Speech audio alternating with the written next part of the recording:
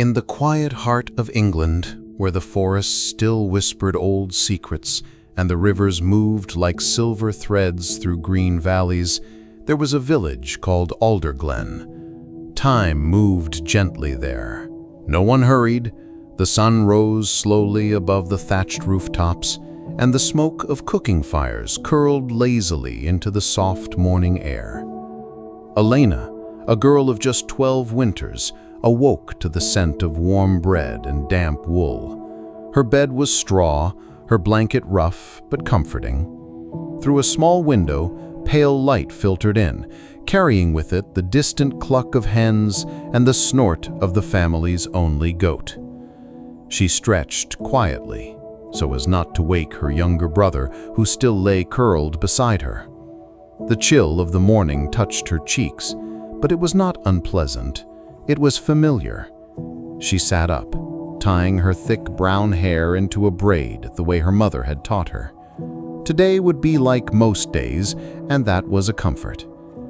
Outside, the world was waking too. The mist clung to the fields like a soft shawl, and dew sparkled on every blade of grass. From the nearby woods came the slow creak of trees, as if they too were stretching toward the sun. Elena's mother was already at the hearth, kneeling in front of a clay oven. The smell of rye and honey made the house feel warmer than it was. "You're up early," her mother said, glancing back with a tired smile. "I heard the bell," Elena replied softly. The village bell only rang once in the morning.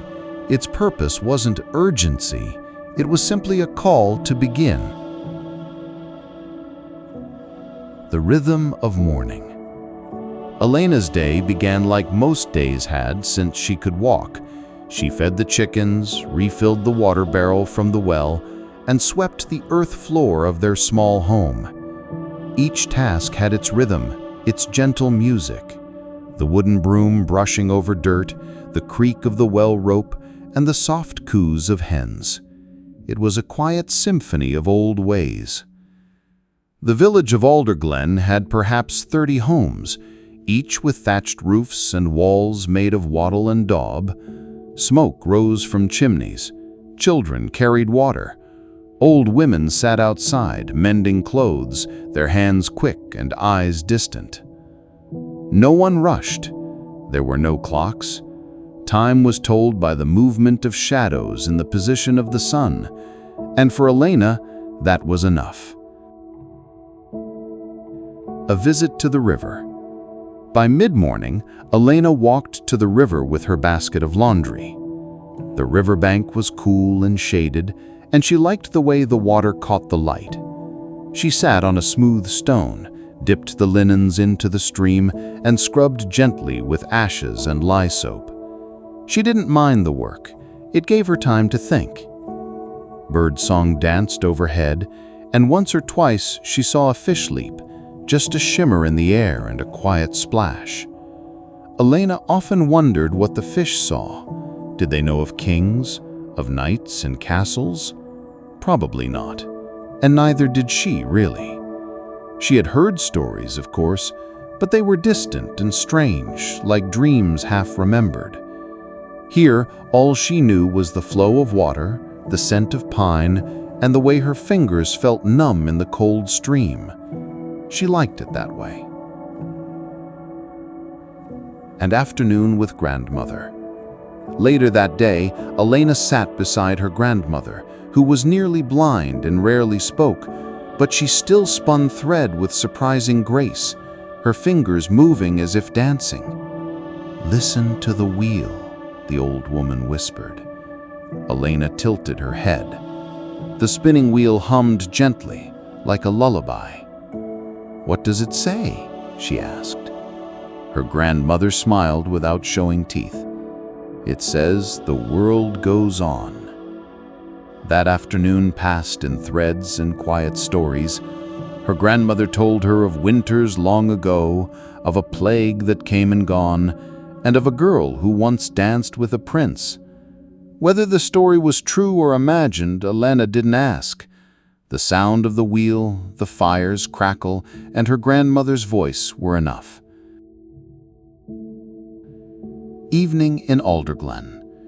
As the sun began to lower, the village turned golden. Smoke curled from chimney tops again. Mothers called their children home. Chickens clucked low in their coops, and the scent of stewed cabbage and onions floated gently in the air. Elena and her family sat on low stools around their fire. Dinner was simple: barley porridge, a slice of bread, and a boiled root or two. They didn't speak much. Words were saved in Alderglen, but silence was never empty. It was warm, like a quilt passed hand to hand. Her father sharpened a tool, her mother sewed, her brother yawned, and Elena just watched the flames. The sun had grown stronger in the skies above Alderglen. Spring had arrived, with shy blossoms, soft rains, and the hum of bees dancing between the hedgerows. Elena had turned 14. There was no celebration. In her village, becoming a woman was marked not by feast, but by responsibility. There were more chores now, more hours spent with her mother learning to spin, to cook, and to whisper prayers into herbs before hanging them to dry. But there was something changing inside her, quiet as the morning fog. She had begun to notice the way the wind moved through the tall grass like a voice.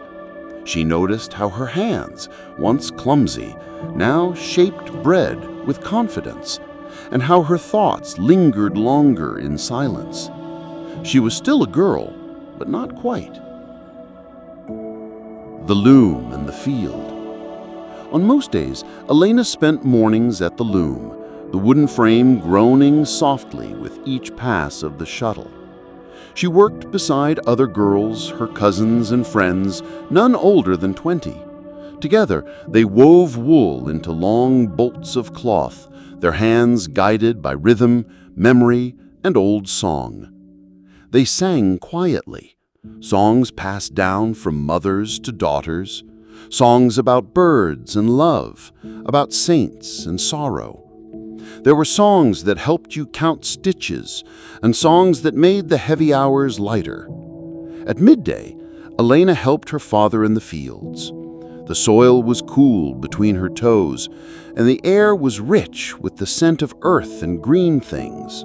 She planted turnips, scattered seeds, pulled weeds. The ache in her back was real, but it was a good kind of ache. She had once thought fields were just places where things grew. Now she understood. They were places where time grew too. Learning from the wise women. Some evenings, her mother walked with her to the edge of the woods where the elder women of the village gathered. These women were neither nuns nor witches, but something in between: herbalists, healers, keepers of old knowledge. There, Elena listened. She listened to tales of which plants soothed a fever, which flowers warned of coming rain. She learned that yarrow was for wounds, lavender for sleep, and nettles for strength. She listened to stories of childbirth and whispered remedies for grief. One night, as the moon rose round and low, one of the elder women placed a cool hand on Elena's forehead. "You are becoming," the woman said. Elena did not ask becoming what. She only nodded, because deep inside her, she already knew. The Festival of St. Edrith. In late spring, the village celebrated St. Edrith. No one remembered the full story of the saint, only that she had once lived alone on the moor, feeding birds and healing wolves. On that day, children made garlands of flowers. Men raised a wooden pole in the village square. The women baked pies and painted their faces with berry juice. Elena wore a crown of daisies and danced in a slow circle with the others, her hands held in warm palms. The music was simple: a flute, a drum, and the sound of laughter. For one night, the village was alive with brightness. The old women smiled. The tired men drank ale. The mothers forgot their aches. Even the animals seemed to rest more easily. That night, Elena dreamed of wings. A letter from the abbey. One morning, a rider came from the nearby town, a rare thing in Aldергlen. He carried a letter sealed with wax. It was addressed to Elena's family. The abbess at the priory of St. Herolind had written, "A place was open. A girl of gentle nature and quick hands could come, live in the cloister, and serve God." Elena's mother held the letter in silence. "We cannot decide for her," she said quietly. Elena was afraid. She had never been to a town. She did not know what nuns did exactly. She had no voice for choirs, but she also felt something strange, something like a door opening inside her. That evening, she sat by the river, her feet in the cool water, her braid heavy on her shoulder. She thought about the loom, the herbs, the field. She thought about silence and books and how the moon made even shadows look soft. By the time the stars came out, she had made her choice. Her leaving was not grand. There was no cart, no procession, just a small bundle, a loaf of bread, and a long hug from her mother. "Speak gently," her mother whispered, "to others, to the wind, to yourself." Her father said nothing, only placed a warm hand on her shoulder. Her brother gave her a carved wooden bird. The walk to the abbey took 2 days. She traveled with the baker's son who had an errand in the same direction. They spoke little, but shared berries and stories by firelight under the stars. On the morning of the 3rd day, they reached the high stone walls of the priory. Bells rang softly above them. Her heart beat slow and loud, like a drum buried under snow. A nun opened the gate. She had kind eyes. "You must be Elena," she said.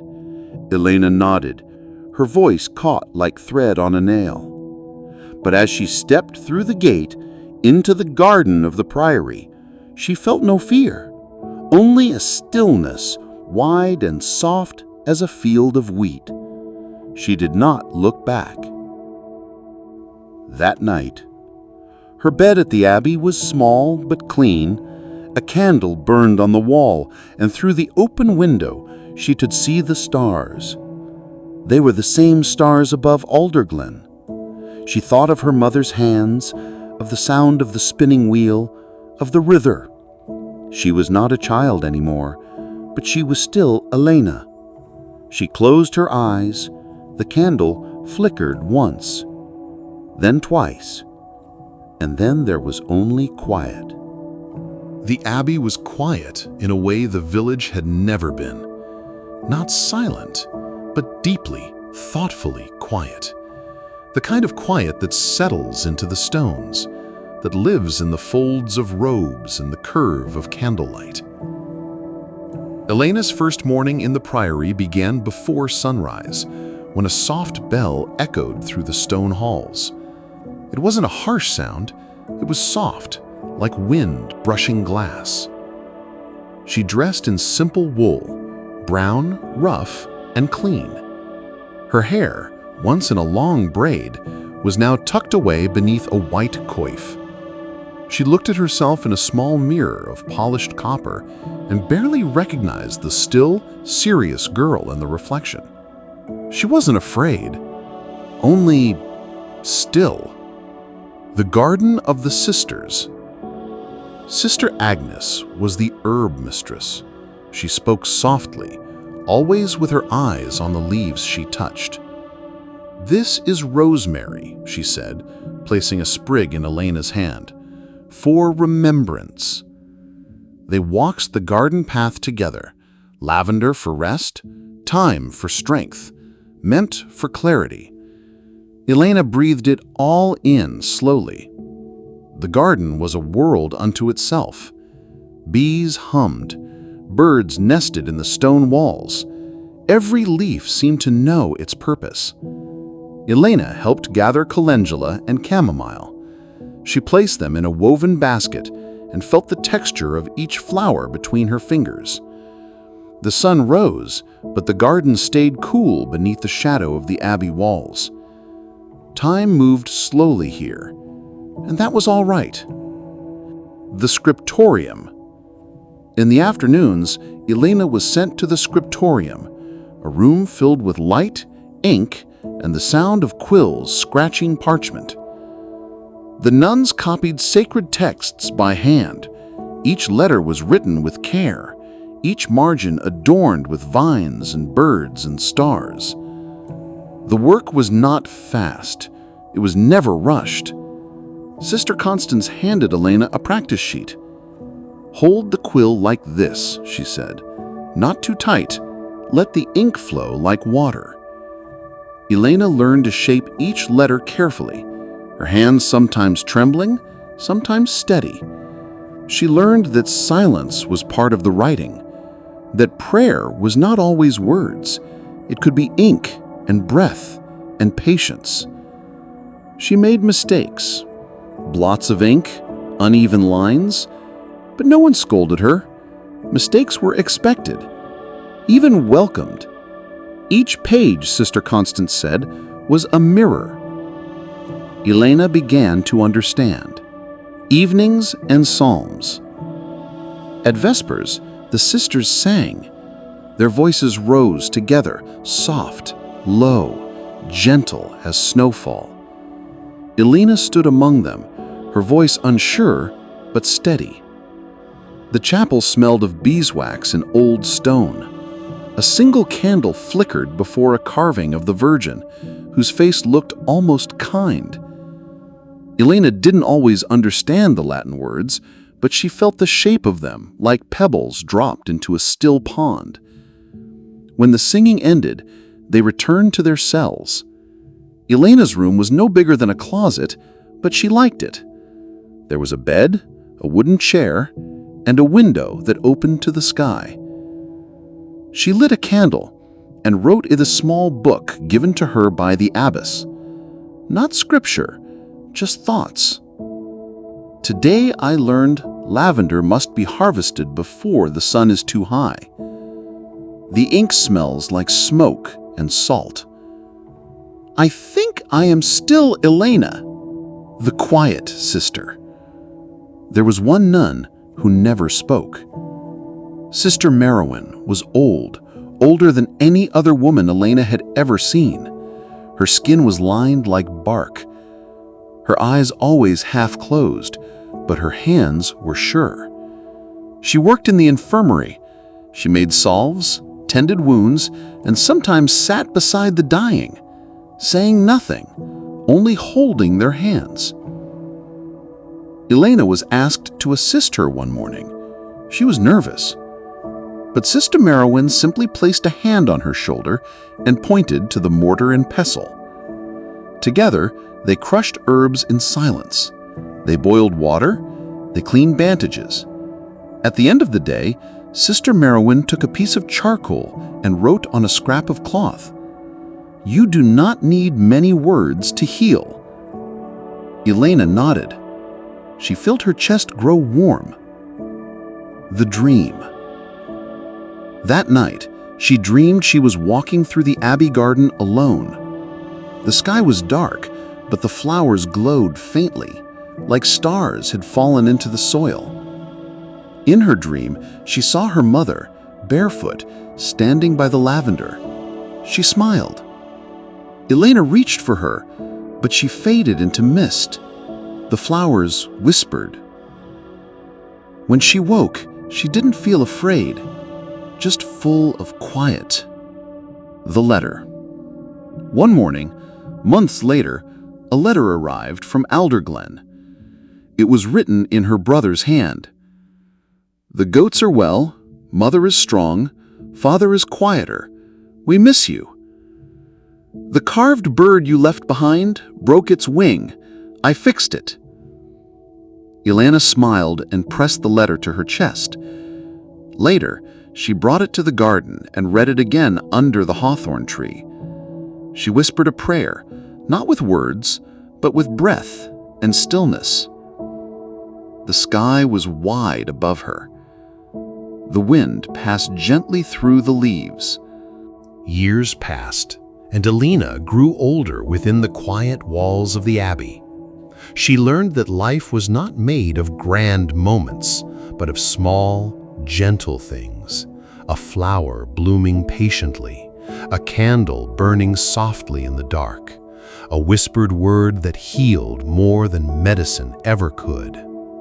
She copied sacred texts, taught younger girls, and tended to the sick with steady hands and a quiet heart. With each passing season, she came closer, not to sainthood, not to fame, but to peace. One winter evening, now nearly 60, she sat beneath an old tree in the abbey's garden. She looked up at the stars, felt the same wind that had once brushed her cheeks by the riverbank in Alderglen. She smiled and closed her eyes. It wasn't an ending. It was a rest, and the quiet moon, as always, was watching.